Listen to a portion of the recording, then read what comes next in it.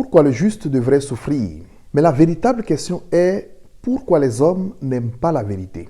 Bonjour chers frères et sœurs, chers amis abonnés, à vous tous, bonjour. Fructueux et fort de carême à toutes et à tous et bienvenue à Parole de Dieu au quotidien.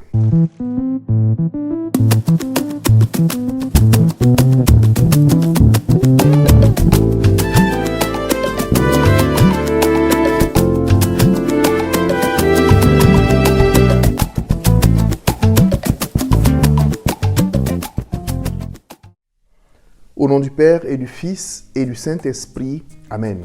Quand une personne voudrait commencer un nouveau chemin, quand elle voudrait désormais faire le bien, quand une personne décide d'abandonner sa mauvaise conduite, il est très probable qu'elle rencontre une série de difficultés.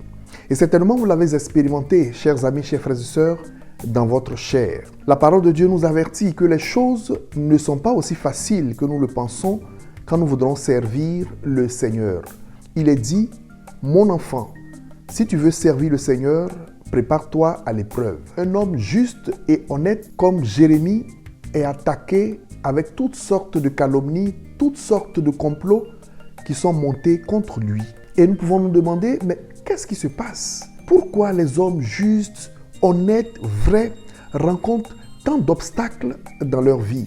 En vérité, les questions que nous devons nous poser sont les suivantes. 1. Pourquoi la vérité a beaucoup d'ennemis hier comme aujourd'hui? 2. Pourquoi l'esprit de pureté semble être impossible pour les jeunes de notre temps? 3. Pourquoi la fidélité et la persévérance sont devenus des trésors caducs et des reliques d'une autre époque? 4. Pourquoi le bien rencontre tant de difficultés? Voilà les vraies questions, frères et sœurs, que nous devons nous poser. C'est tout cela que le prophète Jérémie a exprimé dans sa vie. Et toute cette méchanceté, opposition, complot, coups bas, calomnie contre lui, parce qu'il a renoncé aux idoles de ce monde qu'il a dénoncé vigoureusement. Vous savez, chers amis, les gens ne pêchent pas gratuitement. Ils en tirent de gros bénéfices. Pour certains, c'est un commerce florissant qui leur rapporte beaucoup d'argent. Et quand vous dénoncez cela, vous mettez, comme on dit chez nous, du sable dans leur attiéké. Vous mouillez leur pain et ils ne vont pas vous regarder faire. Dénoncez, si vous voulez, le commerce florissant des préservatifs. Ils viendront s'attaquer à vous parce que ce sont des millions et millions de chiffres d'affaires qu'ils font par jour.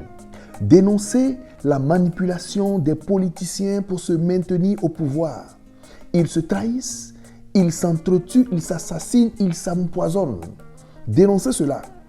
Ils viendront s'en prendre à vous parce qu'ils veulent se maintenir au pouvoir et continuer de s'enrichir avec leur famille. Alors, si tu veux servir le Seigneur et mener une vie honnête, ne t'attends pas à recevoir des acclamations, des félicitations du monde. Ne t'attends pas à cela parce que ce n'est pas leur business. Et pour nous, le modèle parfait de celui qui a payé au prix de sa vie, sa bonté envers les hommes, c'est Jésus. Qu'est-ce qu'il a fait de mal? Ils l'ont conduit au calvaire et ils l'ont crucifié.